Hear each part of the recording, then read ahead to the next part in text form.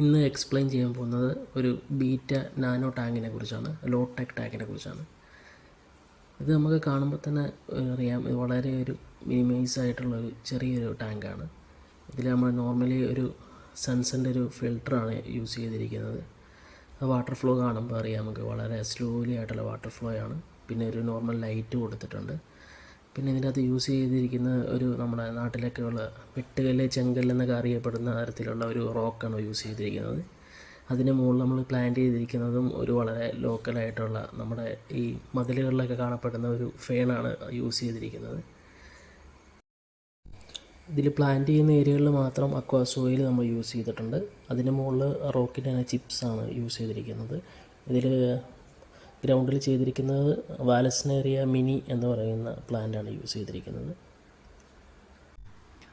ഫെയിൻസിന് പൊതുവെ ഈർപ്പം വേണ്ടതുകൊണ്ട് തന്നെ നമ്മൾ ഫെയിൻസ് ഒരു ദിവസം 1-2 തവണയായിട്ട് നമ്മളത് സ്പ്രേ ബോട്ടിൽ വെച്ച് സ്പ്രേ ചെയ്ത് കൊടുത്ത് മെയിൻറ്റെയിൻ ചെയ്യുകയാണ് ചെയ്യേണ്ടത്.